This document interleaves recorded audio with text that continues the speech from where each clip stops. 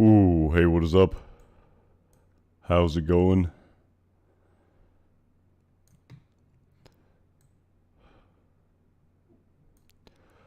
Ooh, quite the episode there, huh?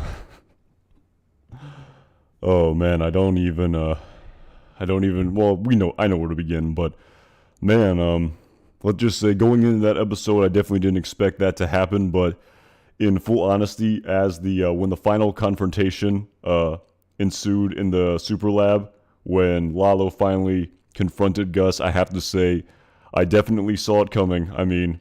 I saw it coming for sure. I mean, leading up to that, I was just absolutely on the edge of my seat in respect to what was going to happen here. I mean, every little thing. I mean, just unbelievable suspense, edge of my seat. Pretty crazy to say the least. And a lot of symbolism, a lot of nuance. Yeah, I'll never look at Breaking Bad the same way at Facade Games for sure. Where Lalo and Howard were there the entire time. Who knew? Who knew? And with the benefit of hindsight, but yeah, pretty crazy. Definitely. When that episode started, definitely didn't think Lalo would go out like that. But Lalo laughing as he is about to die. Yeah, I mean, pretty good summation of his character in my opinion. I mean, my goodness, I could go on about an hour about that. I mean, just the symbolism of Lalo going out like that. Just the last thing he does is he laughs in Gus Fring's face again. You want to sort of put your own sort of existential spin. I mean, you in the general sense, every person, thank you so much for the super chat, by the way, Kate Valentine, really appreciate it. But just again, I mean, it's a little bit of in shock for sure. Yeah, Howard deserves better. It was kind of interesting at the very end of that episode where Lalo was very unceremoniously, cast into that, somewhat shallow grave. But of course, when it came time to put Howard Hamlin alongside him, definitely something you didn't think about for sure. Mike said easy, easy, definitely paying him more respect and definitely more of a sense of reverence to the burial of Howard Hamlin compared to, Lalo Salamanca. Thank you again so much, Kate Valentine, for the super chat. Lover of how Kim finally broke character. I mean, if you don't mean like the actor breaking character, if you mean her just kind of finally coming to terms with just, the fact that this is this is not a game, as Charles McGill said. When you mess with the law, people get hurt. And despite the fact that Mike kind of insinuated to them that if they play their cards right, they're gonna kind of get away with it scot free. They can go about their life. And like nothing happened. Again, I just don't feel that Kim is going to be able to, internalize this and just, live the rest of her life. And it's pretty crazy that after just watching this episode, we now know that the final 5 episodes, more or less, are just about Jimmy and Kim coming to terms with what they did over the course of season 6 of Better Call Saul. And we know where Saul Goodman is going, but for sure, I just think it's pretty clear that Kim Wexler is not going to be someone who's a silent partner with Saul Goodman. At least it seems pretty much that way, in my opinion. It seems pretty obvious to me. So, how's it going, Brian C? Yeah, I agree. Shocking episode. The episode explains the fly now. Why would there be a fly in the lab? Hey, there you go. The sort of, flies sort of, being attracted to decomposing bodies. But Kate Valentine, yes, what I mean, her so vulnerable. Yeah, definitely, it's kind of crazy. I mean, kind of to work backwards with this episode a little bit, just to sort of think how, Mike saying we're going to go about the plan that you guys were planning, where you're going to paint him as a cocaine addict, where it would be very plausible for you embarrassing him like that in the HHM conference room, and with everything that's going on in his life, with his marriage, and with, him going through therapy and everything that he's been through, and then this just sort of capper that they sort of cultivated and crafted in the HHM conference room, it really makes sense that, Howard Hamlin would take his own life. Mike saying we're just kind of going about your plan. But again, I know for a fact Jimmy and Kim never in a million years thought Howard would actually kill himself. And we know from, Howard's confrontation that ensued in the mid-season finale of Plan and Execution that Howard was going to live the rest of his life, and, he wasn't going to be totally taken aback by this. But, maybe people, kind of viewing it from the outside, it's definitely a sort of plausible conclusion to Howard Hamlin's story and why he just disappeared. And, the very first cold opening scene here with a Howard Hamlin's car somewhere, by the coast, by the ocean.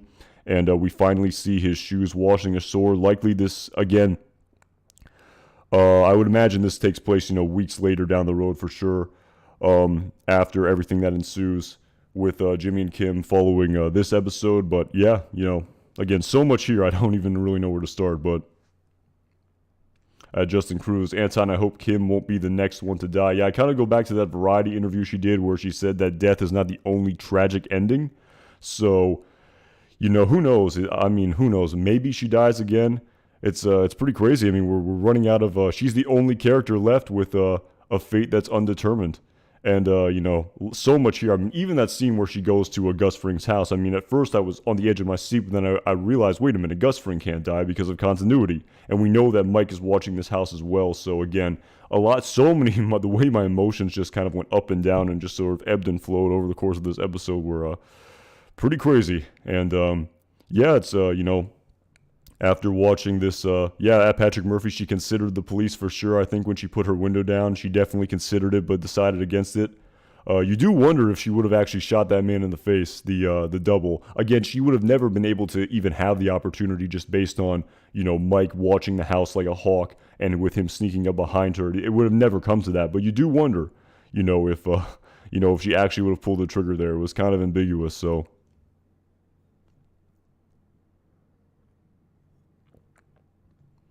And again, kind of, another sort of, kind of innocent bystander, I guess you would say Howard Hamlin was in this whole process. I'm sort of kind of thinking of Mike's perspective a little bit when you think about the Good Samaritan who died helping Jimenez back in season 2 of Better Call Saul, just being a sort of an innocent bystander who gets killed in the game, as in addition to characters like Fred Whalen, someone who wasn't in the game and also met his demise as well. And Howard Hamlin being a sort of character like that too. So again, so much to think about here when you just kind of think about where all the different characters' heads are at and everything like that. But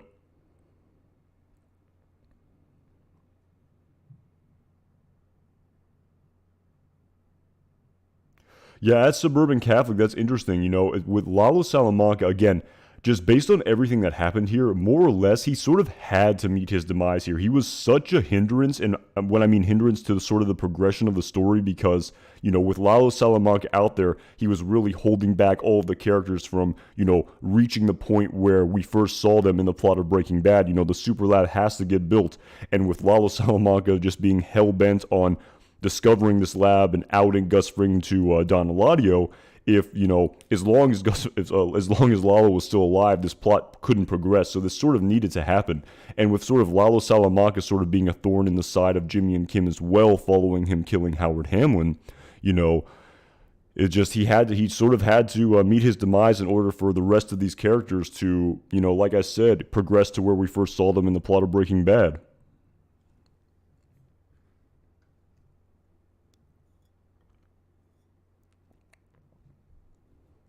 Interesting theory, relax and sleep. Carol Burnett being Marion, the noisy neighbor, definitely possible. Again, kind of getting ahead of ourselves here, but definitely a possibility for sure.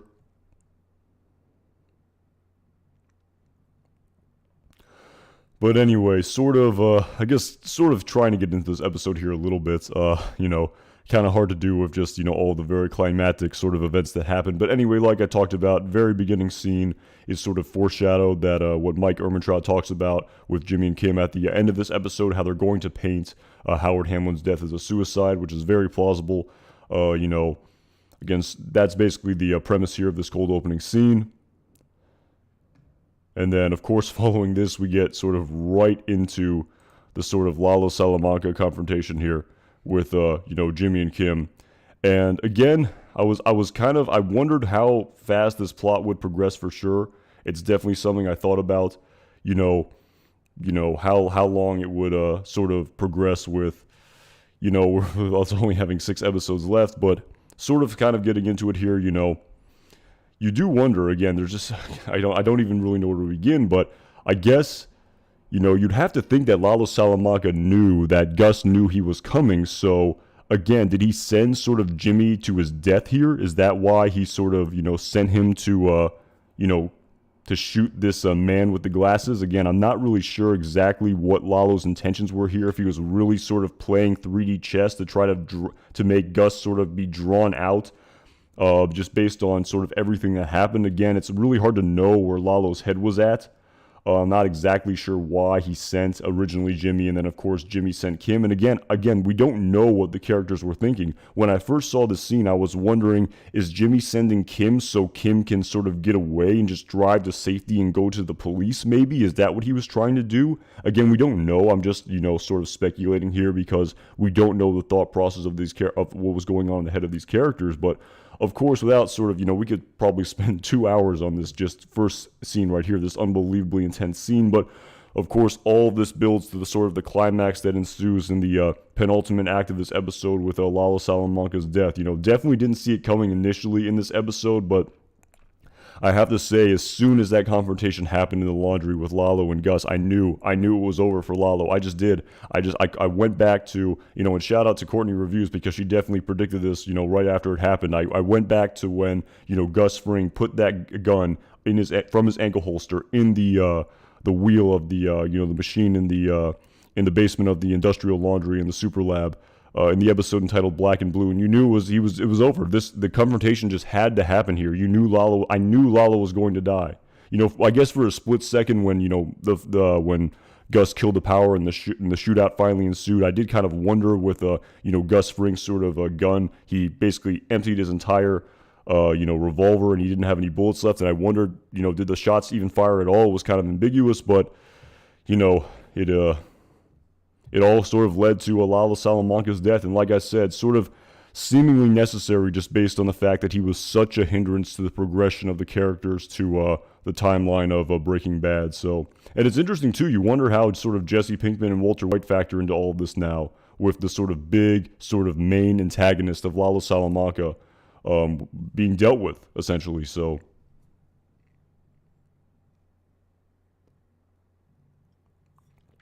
That's a great question, Colt. What the F are they going to do the next 5 episodes? And like I said, the rest of the series pretty much, seems focused on Jimmy and Kim's reaction to all of this. And it like I said, it's pretty crazy to think where, Saul, I don't know if anyone saw the sort of the teaser, if you will, for the next episode. But again, it's Saul telling likely Kim, the sort of speech that Mike gave to him in season 5 of Better Call Saul in the episode entitled Bad Choice Road, where, he said, like he said to...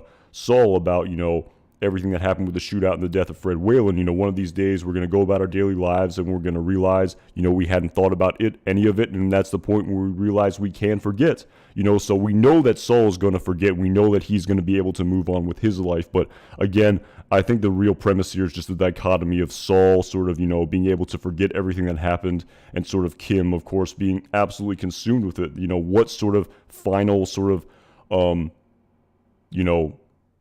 final, I guess, conclusion to Kim's storyline will be displayed to us on screen is anyone's guess, but, it definitely sort of seems where the story is going the last 5 episodes. Of course, we need to focus on the plot of Gene Takovic as well. That's another huge component here, but, is there a preview for the next episode? Well, okay, yeah, they showed one on television. It was just a sort of black and white shot of Saul Goodman's law offices of Saul Goodman and Associates, done up in the style that we saw in Breaking Bad, because we currently know it's done in the style of Francesca Liddy, based on season 6 of Better Call Saul so far. But that basically, like I said, it was just him sort of repeating that speech to seemingly Kim Wexler. So.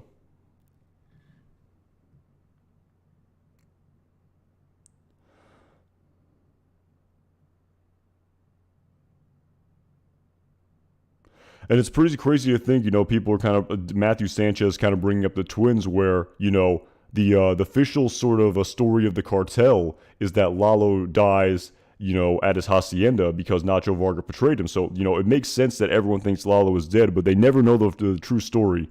It's pretty crazy, they fall for that story that Gus Fring sort of concocted, and they never know that, that Lalo Salamanca was buried in the super lab. So, kind of funny for sure. You also wonder, what sort of how Hector's sort of story factors into the rest of, Better Call Saul season 6. That's sort of something to look forward to as well in these final 5 episodes. But yeah, again, so basically in this it's one basically long scene here where Saul basically sends tells Kim tells Lalo that Kim is better sort of suited for this plan.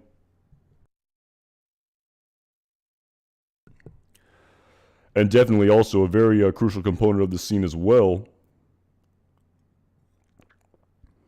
is we have to remember that, Lalo says to Saul, the whole story about how Nacho betrayed him and how, who introduced me to you was Ignacio Varga. And of course, Saul saying, it wasn't me, it was Ignacio, sort of basically now totally tying a bow on how that scene totally makes sense with, Lalo saying he was going to come back and they're going to have a discussion on what happened completely. And then, of course, at the end of this episode, kind of getting ahead of myself, with Mike not telling him directly that Lalo was dead, basically saying he's never coming back. And of course, Mike already told Saul that once and believed him. So again, despite the fact that Lalo is truly dead, I guess Saul is going to always have to live with this sort of fear that maybe he'll come back like he did the first time in the mid-season finale. So again, that pretty much sums up, the scene in the apartment here. And of course, Kim goes, she's driving there, considers going to the police, but decides against it. And like I said, she goes to the front door. If I can kind of find the scene here, let's see if I can pull it up without playing too much of it.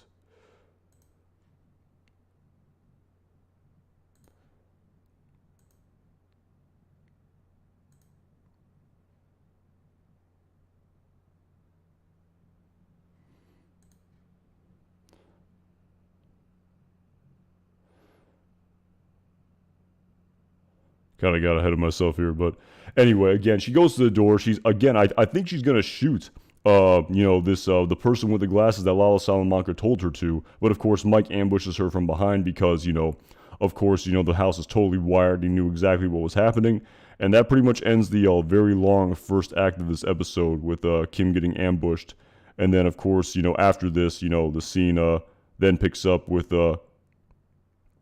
Kim, kind of this great confrontation here that happens with Kim and Mike. So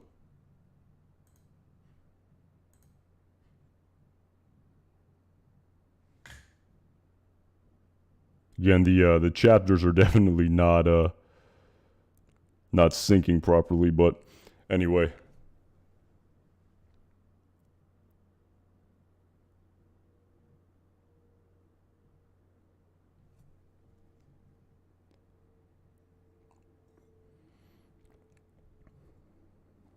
That's true at Colts. Everyone who thought, Lalo would be buried in the south wall, definitely the case.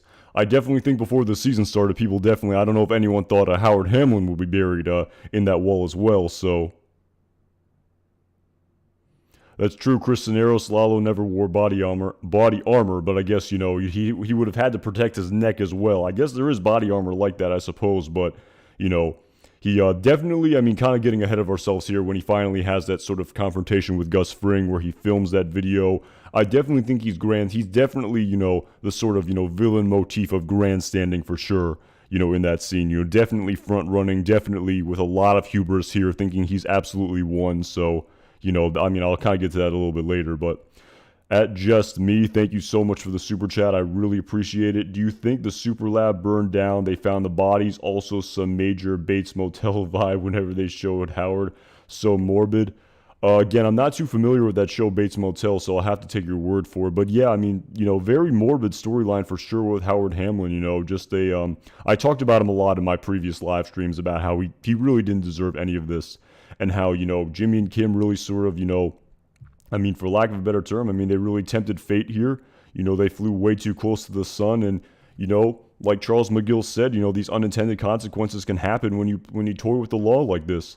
And in respect to your first question about if they found the bodies, it's never revealed to us. I guess they could have found the bodies, I suppose, but who knows? Maybe they're sort of cased in concrete, like a thick layer of concrete on the floor. Again, don't take my word for that. I'm not a builder or an engineer. I know nothing about sort of construction or anything like that, but I guess it's possible. But who knows? Maybe the bodies had already decomposed and sort of, it's many, many years in the future when that lab burns down. It's 2009 when that lab burns down. So again, I don't know much about, the decomposition of a human body, but by natural processes. But you'd imagine, after 5 years, it would have decomposed quite a bit. I guess you would have still found bone fragments and things like that to be a little bit morbid. But again, I'm not really sure. Maybe they sort of, encased it in concrete and, it's possible, I suppose. Maybe if they excavated the site, maybe they did find the bodies, I suppose.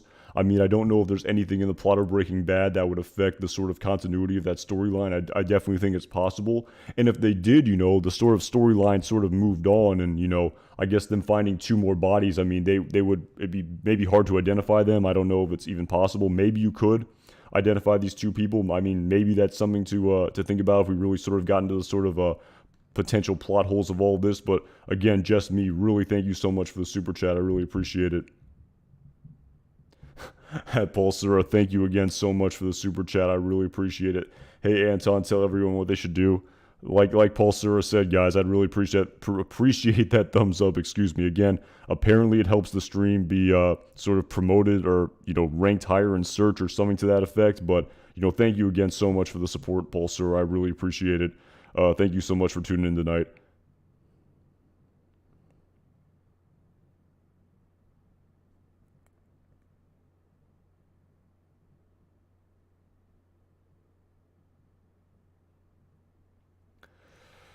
Ooh, man. So again, yeah, so much here. I mean, you could just, I feel like I could just talk about this episode forever, but I mean, anyway, again, the chapters really aren't syncing here, so I don't even really know where to start. But anyway, basically, if I can sort of try to find it here without any trouble. So, again, really not trying to. Again, well, it's way ahead of ourselves here. But anyway, so again, so basically after sort of Kim gets, ambushed from behind by, Mike Ehrmantraut, the next scene here is with, again, I'm having trouble finding it here. Hold on one second.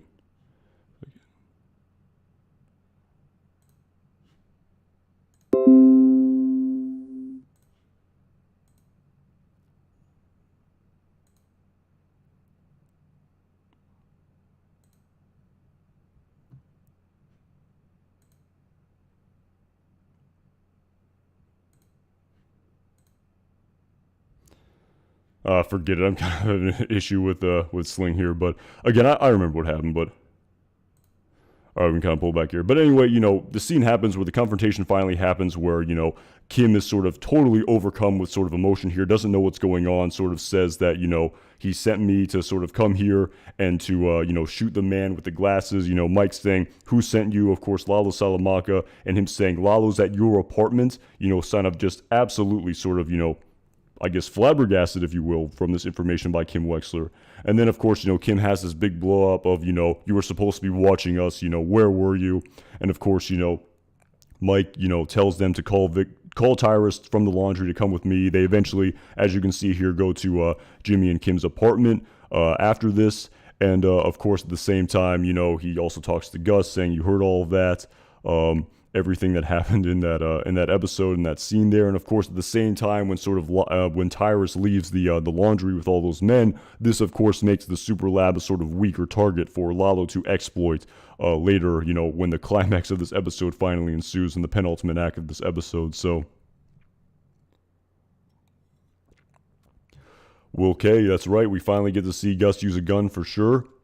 He never used one over the course of Breaking Bad. He slit Victor's throat, but I don't believe he used the gun over the course of Breaking Bad, if I'm not mistaken. He's definitely held guns over the course of Better Call Saul. We saw him with the ankle holster gun, of course, the one he put in the super lab. But yeah, again, and kind of get ahead of myself here. Yeah, the death again. I knew Lalo's death was going to be very dramatic when it finally ensued on screen. But it was kind of interesting, a lot of it happened in the dark, it was kind of, it was kind of a very sort of interesting sort of artistic choice to this scene. And I'll definitely probably end up watching the Better Call Saul Insider podcast, which is definitely going to go over this. And I imagine Tony Dalton will be on that podcast for sure. And they'll definitely talk about, shooting that scene and everything that happened. But it's kind of an interesting choice. Again, I haven't seen Game of Thrones, but very interestingly, I saw that Family Guy episode that sort of made fun of it, where that big battle sort of happened in the dark. And again, I don't know if that's the fairest comparison, but it sort of kind of reminded me of that a little bit, about how it was very sort of, you didn't really see the actual death of, Lalo happen in slow motion or anything like that. You just saw the aftermath of him getting shot in the neck and him bleeding out, and his, his big smile that he gave to Gus Fring at the end of the day. So, again, you would have, again, we'll never know what Gus Fring, what Lalo Salamanca, what was going through that head of his when he was looking at Gus Fring like that. When he gave him that smile. And I'm not really sure, but it's a lot to think about in the week to come for sure. At Clay Real Rider, I think Kim knows she's flown too close to the sun now. Yeah, I think so for sure. And I think it's like I said, the remaining 5 episodes of the series is definitely gonna be devoted more or less to the story of Gene Takovic and also the story of Saul and Kim's sort of opposite sort of reactions to what happened here. Where Saul basically like sort of Walt said to Hank in the desert in Ozymandias, nothing can change what happened. Nothing can change it. And like what Mike said to Saul in the episode entitled Bad Choice Road, nothing can be done about that. We all make our choices. Those choices lead us on the road. And, nothing, and, everything that we did, led us down that road and right back to this spot right here where we are right now talking in this car outside of the courthouse. And nothing can be done about that. So, again, it's kind of interesting. Again, we saw that teaser of Saul Goodman in his house, that very opulent sort of, Scarface, Great Gatsby and Venetian style home. And, pretty crazy to sort of see, him just, all decked out, smiling, sort of looking at what suit to wear. And, we know that's going to be his life. We know he's going to, maybe use humor to maybe cope with everything that he's, gone through over the course of Better Call Saul with all those crass, crude, like vulgar one-liners that he says to a Walter White. And again, yeah, again, I forgot who said it in the comments, but it's true. It's like the more this show progresses, the more it just is impossible to see Breaking Bad in the original light, which fans of the show saw it. So pretty crazy, man. Pretty crazy for sure.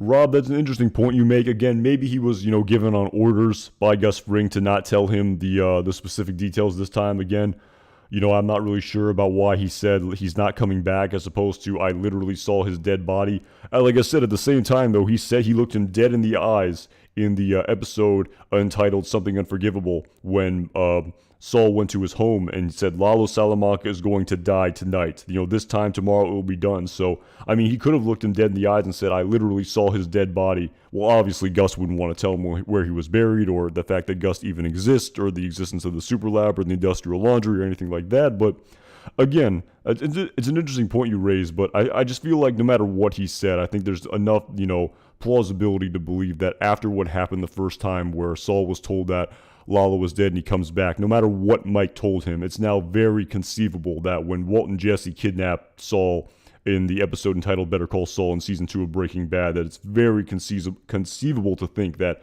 Saul doesn't believe Mike and that he still thinks Lalo could be out there lurking and just, maybe he came back. In hindsight, it's that, oh my goodness, I thought Lalo Salamanca wasn't actually dead like Mike told me he sort of alluded to, in the episode entitled Point and Shoot the second time. Maybe he came back again like he came to my apartment that one time in season 6 of Better Call Saul all the way back in 2004. So apparently that's what that dialogue means now. So pretty crazy for sure.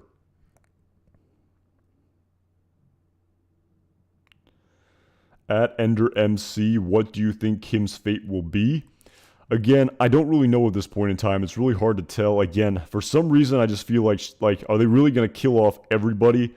Chuck dies, Howard dies, Nacho dies, Lalo dies.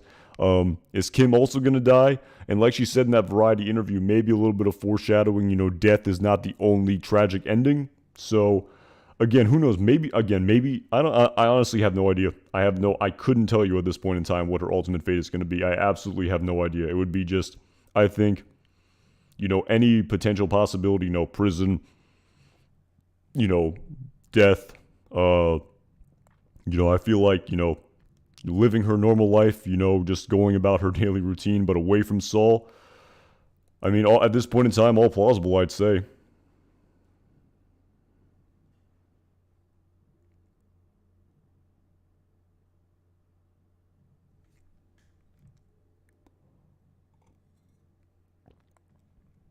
Yeah, at Brooklyn Hudson, she goes with Ed to disappear. Again, possible. We'll see. So, And again, sort of, to recap this episode as much as I can, but, then sort of, I guess, yeah, wow, the chapters here are really not syncing, but, you know, just, the scene here where basically, Mike's there with Tyrus, Nick's on the roof, the sniper. Again, it's kind of ironic, they're definitely doing that on purpose, I feel. We've seen a lot of shots of the henchman Nick being the sniper over the course of Better Call Saul, Season 6. But of course, he meets his ultimate demise by being shot in the head by Gaff, via a sniper rifle, I believe in Season 4 of Breaking Bad. Yeah, definitely Season 4. Again, the episode is slipping me.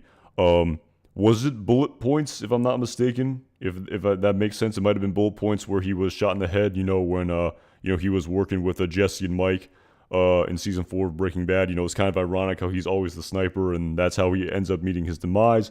But anyway, great scene here where, Mike and Tyrus and, this whole sort of, group of men sort of go to Jimmy and Kim's apartment here. And, pretty crazy just to see this scene. Again, maybe sort of getting ahead of myself here, but yeah, again, there's that whole also scene that that ensued where sort of Gus talks to Kim as well, and the fact that Saul sort of she tells Gus that Saul convinced Lalo to send her instead. Again, this sort of dialogue here makes Gus think that this was all sort of his plan, and again, you do wonder again like. Why he went to the laundry in the first place. It's kind of the final confrontation that, Mike has with Gus at the end of this episode. Like, are you happy with the way this all went down? This could have went down differently.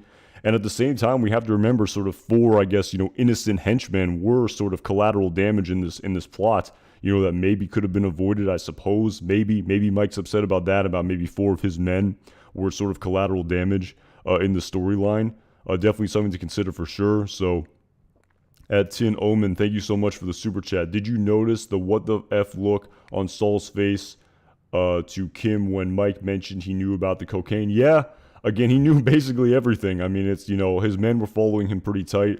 Mike's definitely one to be meticulous and know the details with everything that was done. So, yeah, I think, I'll have to go back and look at that again, but, definitely sort of, again, there's so much nuance there in that scene where, Mike basically knows the entire storyline. And also, how basically saying, we're just going to go about the plan that you had for him, right? You were trying to paint this person as a cocaine user who it would be very plausible that, he could theoretically commit suicide. We're going to go about that plan.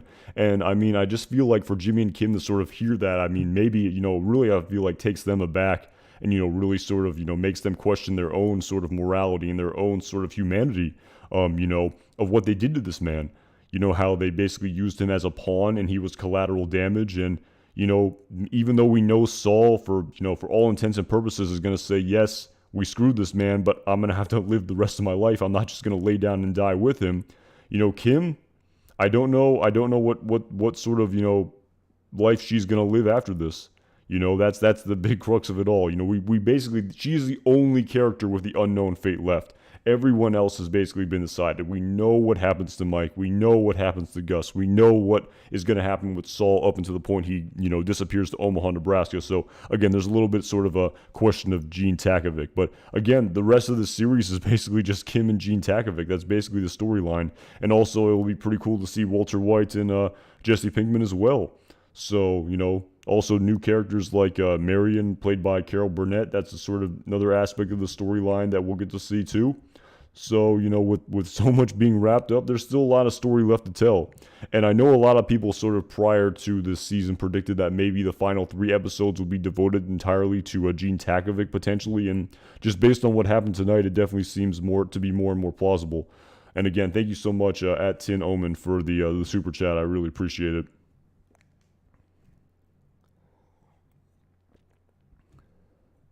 At Poddock, can someone explain to me why Lalo didn't just shoot Gus?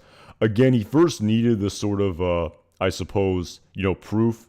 And again, he basically had it once he had the super lab. He could have killed him right away, but it's a pretty common trope, I feel, in for villains, the monologuing or the grandstanding or something to that effect, the hubris of him thinking, Gus is absolutely outmanned here. There's no way he can get out of this, overlooking the fact that, maybe, Gus is a very smart character too, and he may have, prepared for a contingency just like this, where basically after he saw the lab and after Gus Fring said all of that, he could have shot him in the face. You're right, he absolutely could have, you know. So, you know, but he said, you know, you can't kill me yet. And, you know, he said, why? You know, again, sort of grandstanding, sort of monologuing, you know, a lot of hubris.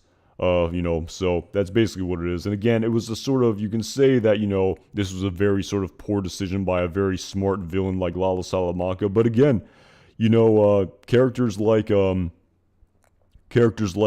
White did the exact same thing. You know, Walter White, just an unbelievably intelligent character, always thinking, you know, 4 or 5 steps ahead. You know, maybe not, you know, 9, 10 steps ahead like Gus Fring, but, you know, very calculated, very sort of methodical.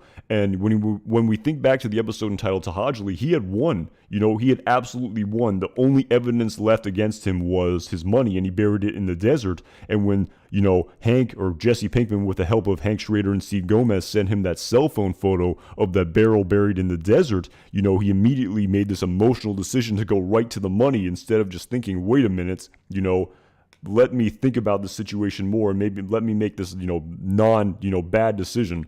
So even, you know, characters like, even the smartest characters like Walter White and Gus Fring and Lalo Salamanca, despite how unbelievably intelligent they are, you know, at the end of the day, we're all human. We all make mistakes. We're all very emotional, and these emotions get the best of us, and they can lead to our ultimate downfall. I mean, just look at, I mean, I don't want to get too, I don't know, existential here, but I mean, just look at the news. You know, so many people just, you know, we act on our own human emotions and we make these terrible decisions that can just be absolutely life altering. You know, even very intelligent sort of characters and very intelligent people, you know, in the on this planet of Earth. So, you know, it's again, it was definitely not how I expected Lalo to go, for sure. I mean, again, when this episode started, I didn't know if he was going to meet his demise. But like I said, thinking back to when Gus put that gun in the super lab in the episode entitled Black and Blue, when as soon as Lalo shot those 4 henchmen, I knew it's over. Lalo's gone. He's a goner.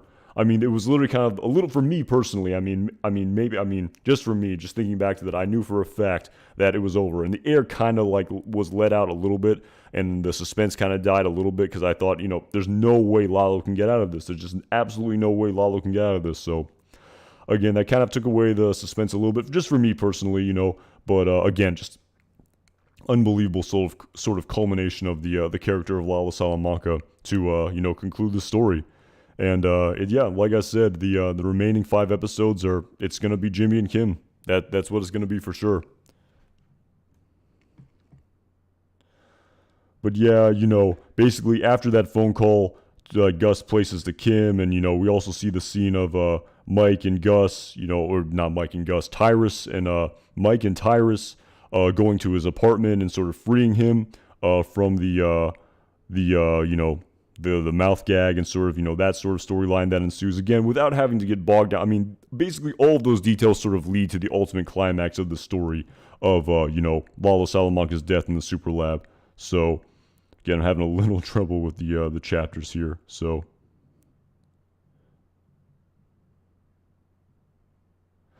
And again, we don't know where a lot of these characters' heads were at. Again, that's a great sort of conversation that Mike had with Gus about, like, you know, did you know that Lalo was going to be at the laundry? And he said no.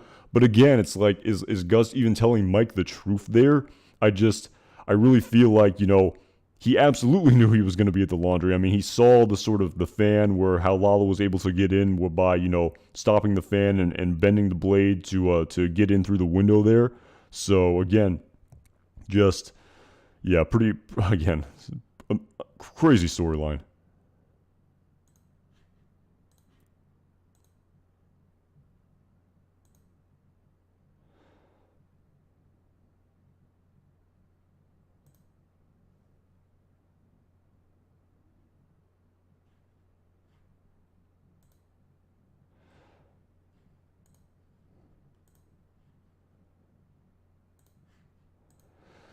But yeah, I mean, you know, the scene here again, again, it just, I don't even really know what to say here. I mean, I said some things about it, but again, I kind of, you know, it kind of makes sense that sort of Gus had to be the one to pull the trigger. It just sort of made sense that, you know, this confrontation had been building ever since Lalo met Saul.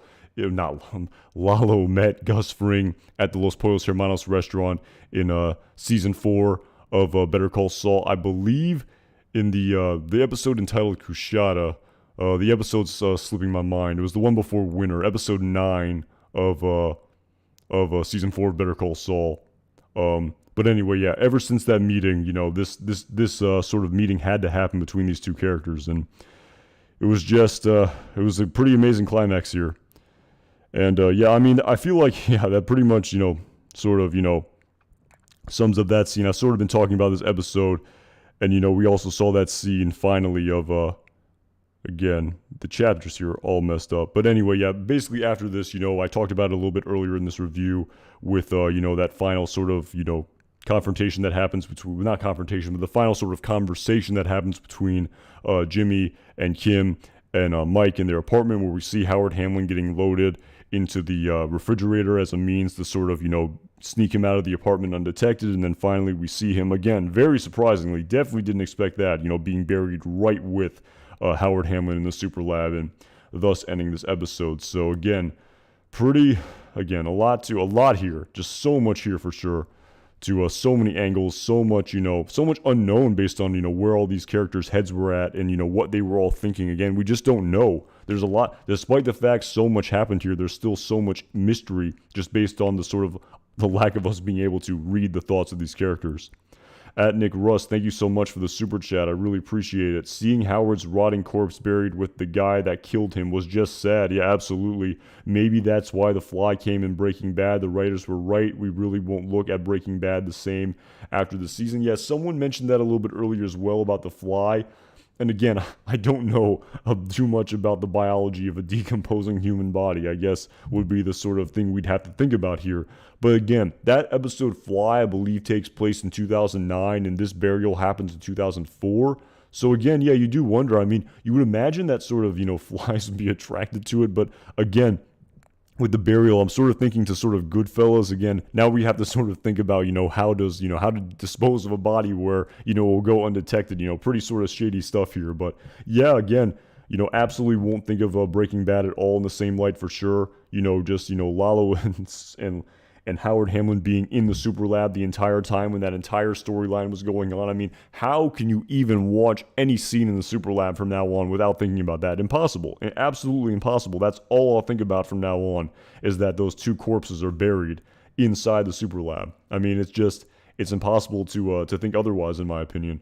And yeah, talk about just the literary symbolism, just how unbelievably sort of dark and tragic that is, where this stranger who killed him is buried, right next to him. Again, you can say maybe it's a little bit of poetic justice in a very odd and twisted way as well, maybe. I guess you could maybe look at it that way too, as a sort of, just desserts for a Lalo Salamanca, but little good does that do Howard Hamlin at this point in time right now. So yeah, quite the literary symbolism there for sure. I mean, when I saw the sort of, multiple bodies underneath that tarp, I definitely thought at Nick Russ that it was the sort of other 4 workers that were killed in the super lab on the ground floor. But when they pulled back that tarp and it was Howard Hamlin next to Lalo Salamanca, I was just like, man, that is like you said, that is deep right there. So definitely didn't see that coming whatsoever, and a lot of sort of nuance to that storyline as well. So really appreciate the super chat again, man. Really appreciate it. Thank you so much.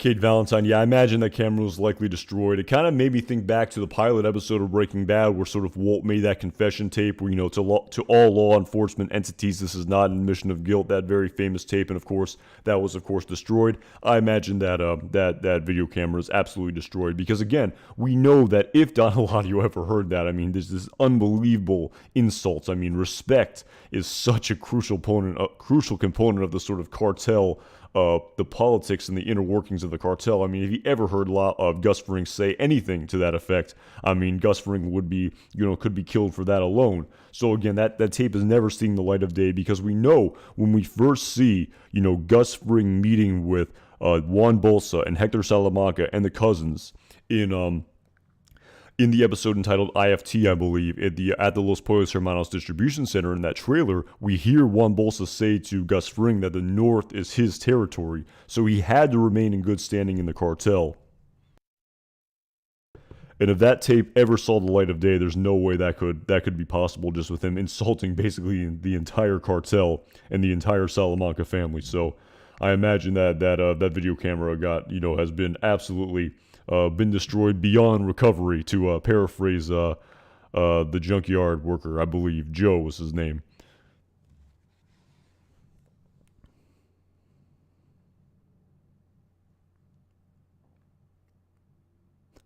At Nick Russ, I was definitely scared for Lyle in that scene. It had a creepy vibe to me. Thank God he lived. Yeah, I think Lyle's going to make it out okay. I know there were a lot of people worried about Lyle, and maybe legitimately so. I mean, at first, maybe it was it sort of came across as a little bit of a meme, but after, Howard Hamlin being an innocent bystander who was caught in the crosshairs, in the game, after that, I feel like anyone was fair game. But, I feel like Lyle's going to be okay, so.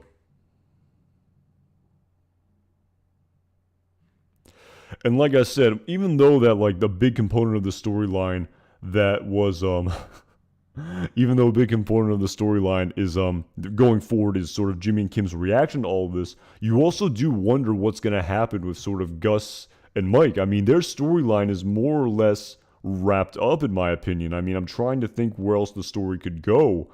I mean, really, in regards to Howard Hamlin, they're all ghosts. I mean, they have nothing to do with any of this, seemingly. So in reality, you wonder. I mean, maybe Gus Fring's storyline definitely seems wrapped up. I mean, maybe Mike's relationship with Saul Goodman that we first saw in a season, I guess the end of season 2 of Breaking Bad, when he was Saul Goodman's PI. Maybe that needs to be established a little bit. But it's to think about it, Gus Fring's storyline is more or less wrapped up. I mean, I don't know, like, we know what's going to happen to his character ultimately in the plot of Breaking Bad, and with Lalo Salamanca basically being, the main sort of antagonist, I guess his relationship with Hector Salamanca is going to be the final sort of, that's probably going to be the final continuation of Gus Fring's storyline for sure. I imagine him sort of talking with Hector Salamanca again, so that's going to be a big component there. So again, like I said, there's definitely an aspect for both these two characters. But yeah, the more I'm thinking about this, with the final 3 episodes being dedicated to Gene Takovic, who knows? I mean, it's possible, or maybe definitely a Gene episode. It's definitely possible. And I talked about this a little bit in my previous live stream, how they were teasing a lot of black and white sort of teasers prior to this episode, and I wondered, is this going to be a Gene Takovic, flash forward? Flash forward cold opening scene, but it wasn't. It was a shot of Howard Hamlin, his car, the staging of the suicide. And so, yeah, who knows? I mean, I think we're likely going to get an entire Gene episode at some point at this rate. It definitely just seems more and more likely after seeing this episode. So, still a lot left in these final five episodes for sure.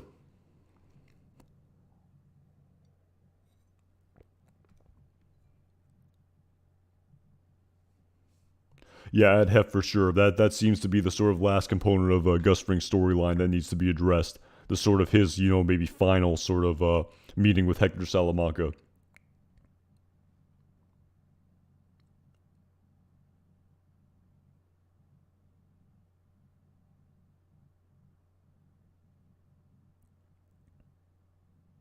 Yeah, at Colt, they're sort of showing the teaser there, the post credit teaser, and I wonder again. We didn't get a trailer leading up into this, second half of part 6, and at the same time, I wonder if we're gonna get, not very sort of in depth, sort of on the next episode of Better Call Saul like we've gotten for the the first part of season 6. So all we got was this sort of black and white teaser here. So.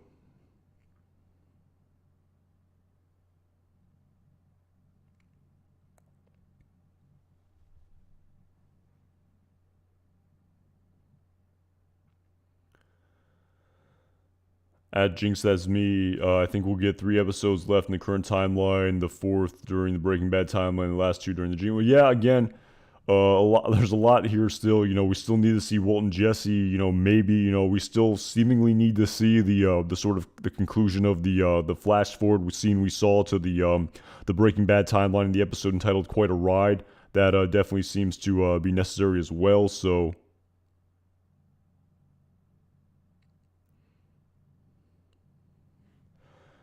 see.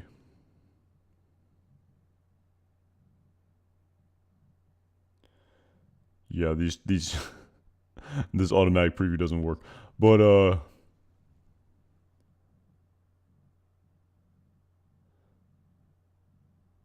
yeah, that was kind of an interesting scene though. At Candy Noose Twin Skins, yeah, the sort of camera pan to Gus Fring's body double. Again, I was kind of a little taken aback by that because I was like, is Gus Fring actually in the room here? But then of course we realized the body double that I believe we first saw in the episode entitled Hit and Run when Gus Fring was walking through that underground tunnel. So kind of a very kind of interesting scene there. Sort of kind of, I don't know if funny is the right word, but just sort of a sort of bait and switch there. So. And yeah, to anyone who's at Blake Schreckenbacher, yeah, this was the episode where he had the heart attack apparently, according to the writers of this Better Call Saul as a series. So yeah, I mean, a lot of that's an interesting point at Blake Schreckenbach. Yeah, a lot of physical acting here in this episode when to think about it for Bob Odenkirk for sure. So again, I'm no doctor, so but I do wonder what maybe sort of led to the sort of medical episode for him. So that's an interesting point you raise.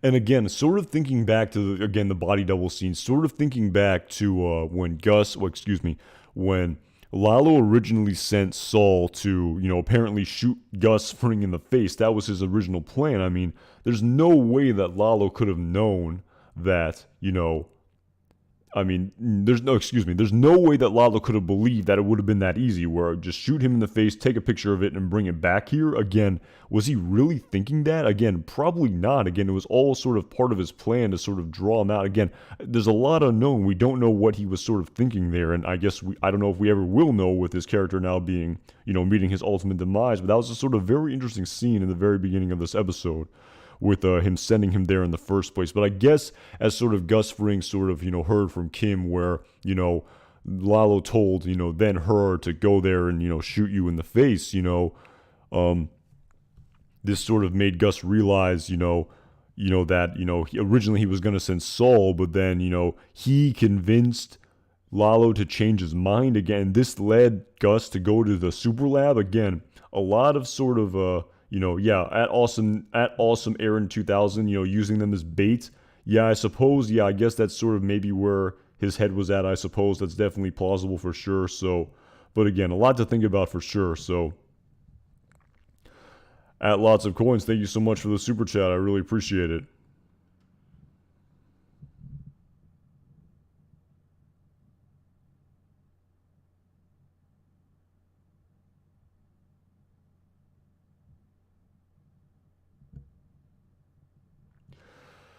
Again, at Lots of Coins, what do you think of the end of the episode teaser? Again, I talked about it a little bit earlier in this stream about how, he basically repeats the sort of speech that Mike said to him in the episode entitled Bad Choice Road, about how, at some point you realize you can forget, despite the fact, at the time Saul was having more or less PTSD in respect to the shootout that happened in the desert and everything that was happening with Fred Whalen.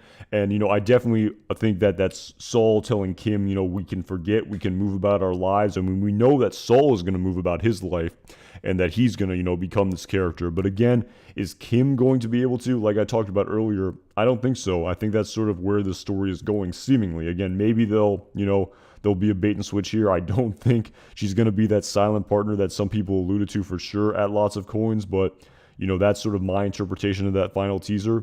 And it's interesting you say also Lalo's plans kind of seems kind of lazy as soon as they got Kim. Gus figured out his plan. I mean, he definitely, I guess, was trying to get Gus into that super lab, and it sort of worked. I mean, someone sort of insinuated earlier, why didn't he just kill Gus? And I guess his plan sort of worked, I suppose. I mean, I don't know if I'd call it lazy. Again, we don't really know where his head was at, but whatever sort of plan he enacted, maybe I'm missing something. I'll have to listen to the Insider podcast for sure. It definitely seemed to work. I mean, he had Gus Fring right where he wanted him, but then, of course, he got caught monologuing and grandstanding and, kind of ended up, meeting his demise. definitely, of course, in hindsight, needed to happen based on the plot of Breaking Bad. But that's just sort of my interpretation of this story. So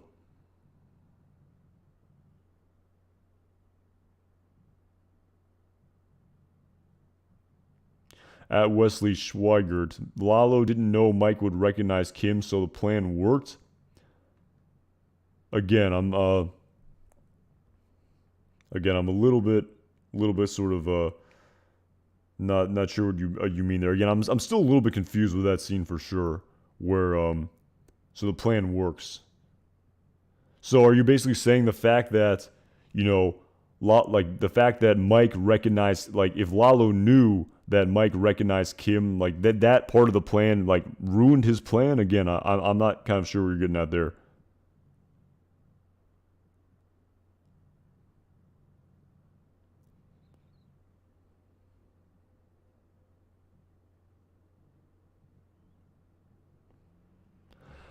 And that's an interesting point too. At Lots of Coins, again, I don't know if she was actually going to shoot the person she was told to in the face. I mean, it seemed like it initially that she was going to do it.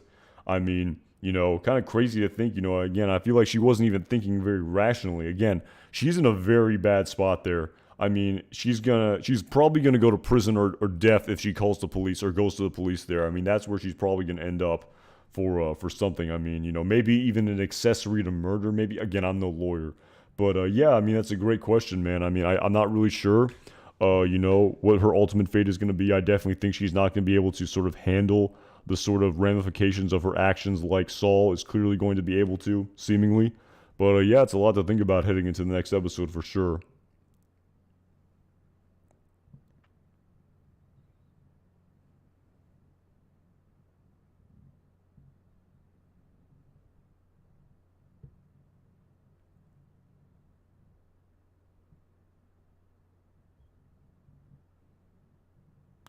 Relax and sleep. Lalo was simply trying to draw Gus's men from the lab. Yeah, that was definitely so he could investigate. He didn't know Gus was coming. Yeah, that's true for sure.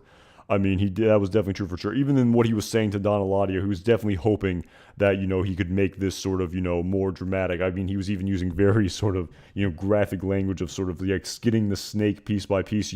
Sort of drawing this out more, sort of maybe even torturing Gus more. He just sort of wanted to sort of have the footage of the lab. But I guess again, yes, true. You're absolutely right. He basically, again, where exactly, how the step by step process. I'm still not really sure where his head is at, but the way you summarized it is completely, I think, completely right on the ball. Where he wanted to draw out the men so he could investigate, and he didn't know Gus was coming. And that was just sort of the hand he was dealt. So again, I'm still not 100% sure with the sort of direct continuation, you know, why he sent Saul there to originally to shoot Gus in the face when he knew there was no way that could happen with he would clearly know that Gus Fring seemingly would be totally armed and totally protected there. So kind of some interesting things to think about.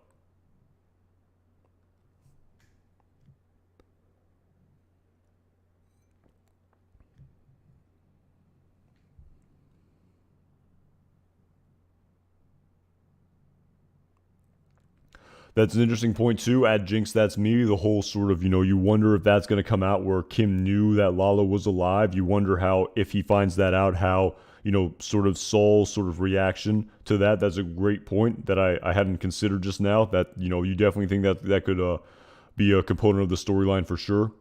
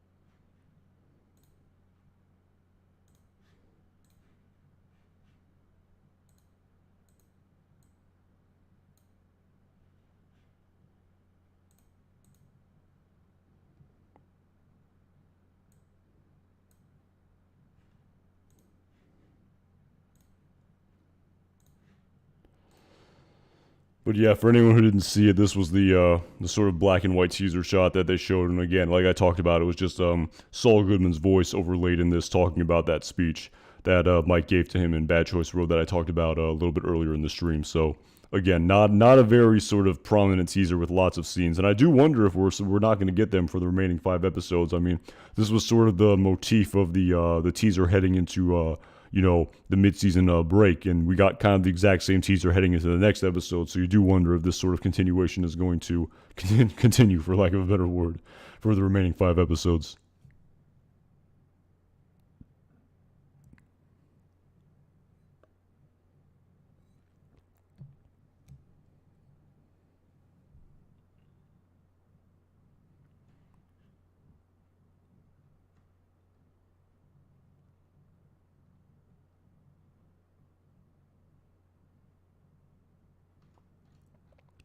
And yeah, like I talked about, I don't know about anyone else, but like I said, I mean, it kind of like, for me personally, I saw it coming completely. I mean, like I said, when that confrontation happened, I don't know about other people watching, but when that confrontation finally happened, just, me just thinking about all of the sort of backstory of Breaking Bad, I knew this is it. Wow, Lalo's really gonna die in episode 608. I was like, there's a 99.9% certainty that this is gonna happen.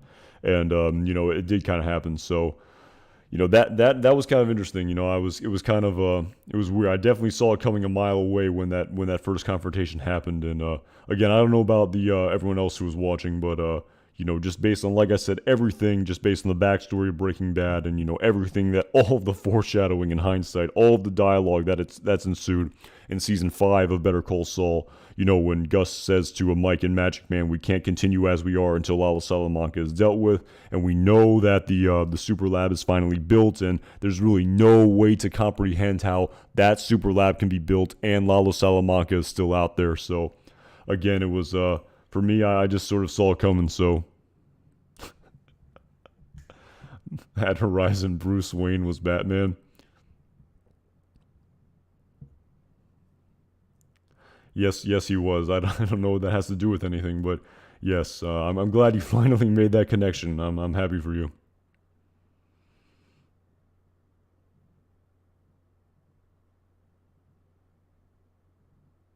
Add lots of coins. That's an interesting point, and I've talked about that a little bit in respect to a Better Call Saul as a series. How in general, there's definitely, I mean, just by definition, there's lack of suspense because we know the ultimate fate of a lot of characters. Unlike Breaking Bad, where the fate of the characters were truly open ended, you didn't know what was going to happen with, Mike and with Walter White when they met in the forest there in the episode entitled Say My Name. You really didn't know what happened. As opposed to here, when Kim went to when Kim went to Gus Fring's house, we knew for a fact that nothing was going to happen to Gus. Nothing could happen to him based on continuity. So by definition, there's going to be less suspense. At least that's my interpretation of all of this. But at the same time, I was on the edge of my seat for the vast majority of this episode. Up until that confrontation that happened in the laundry, and that scene there was great. After the sort of the shot that happened, and just sort of see the sort of final sort of culmination of Lalo's storyline. That was, very sort of interesting to see as well. Didn't know how that exactly was going to happen with that sort of smile on his face. And also, despite the fact, we know what's going to happen with Mike and Saul, that conversation that happened at the very end of this episode with Mike talking with Saul and Kim, I mean, that was pretty amazing. I mean, and to think, in the very next episode, Mike said to them, you have to go about your day like nothing is wrong because you were the last people to see him. And if you act suspicious, if you act sullen and dejected, it's going to draw a lot of attention to you. The police will absolutely talk to you as you were the last person who talked to this man before he disappeared. And so, it's going to be crazy where I imagine Saul is going to, put on that sort of, chipper appearance, making those, maybe not actually doing this, but sort of, metaphorically, acting like he did in Breaking Bad, making those one-liners, acting in a manner where nothing is wrong, just going about his daily business, smiling ear to ear. And you just wonder if Kim will be able to do the same. It's going to be sort of a very interesting sort of thing to see in the next episode. So,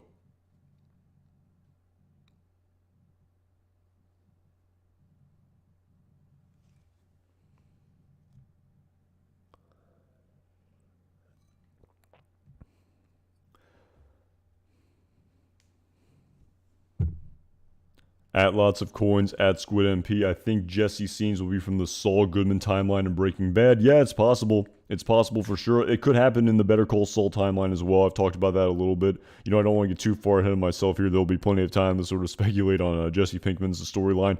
I've speculated on it a little bit in the past for sure, but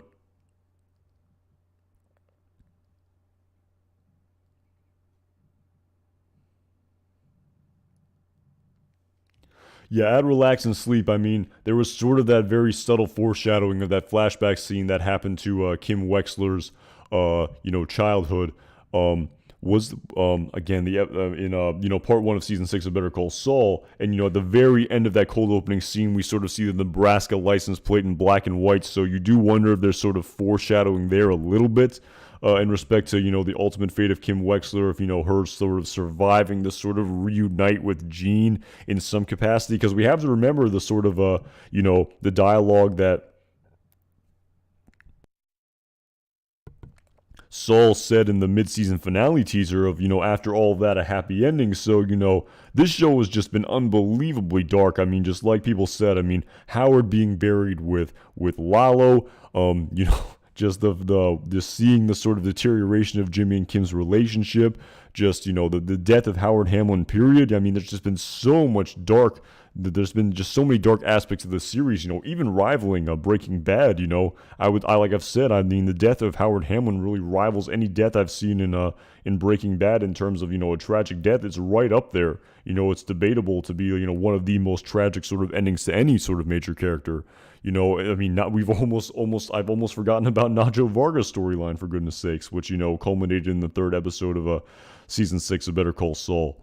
But, at the same time, like Saul said in that teaser, after all that, a happy ending. So you do wonder if Kim sort of, has to survive to, maybe sort of, factor into that Gene Takovic storyline potentially somehow. So I'll be really curious to see what happens, and it's gonna be a wild final 5 episodes here, following the death of Lalo Salamanca. So, and like I said, definitely seemed necessary just based on how he was an absolute sort of hindrance to the progression of the storyline of all these major characters that I talked about in my at the beginning of the stream. And the last character whose fate unknown is Kim Wexler, and with the caveat of us not knowing what happens to Gene Takovic as well, and that's a whole nother sort of story. Despite the fact that it's kind of surreal and a little bit bittersweet how the storyline of Better Call Saul is more or less sort of wrapping up here in the Better Call Saul timeline. It really sort of is. At the same time, we still get Walt and Jesse. We still get this more or less entire different story of Gene Takovic as well that we'll get to see on screen. So, a lot here to talk about in the weeks to come.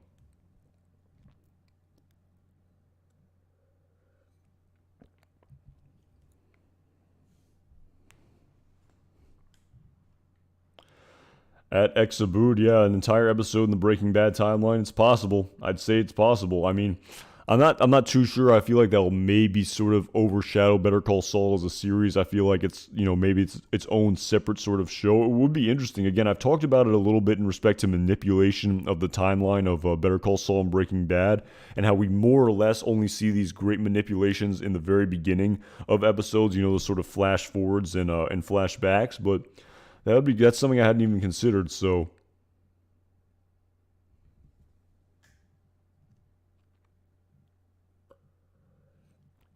at Frank Murray, I agree. Insane how they opened the season like this. They opened it in just a sort of blaze of glory, and they closed part 1 of season 6 in the same way. So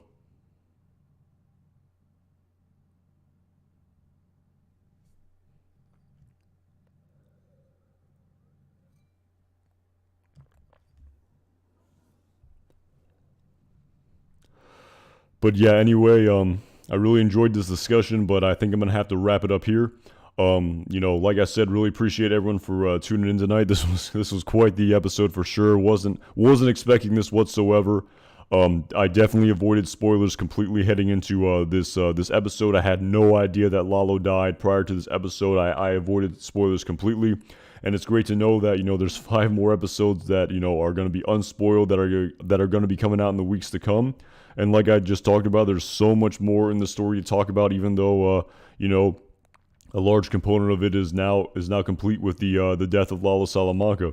So, like I said, thank you again as always so much for the super chats. I really appreciate the support. Again, like always, really enjoyed the conversation in the chat tonight. Great to hear people's perspectives. After this episode, the sort of initial reaction to all of this, and looking forward to talking about this episode in the week to come, and looking forward to the next one. So, as always, thank you so much for watching, and have a great rest of your evening, and I'll see you guys around. Thanks again for tuning in.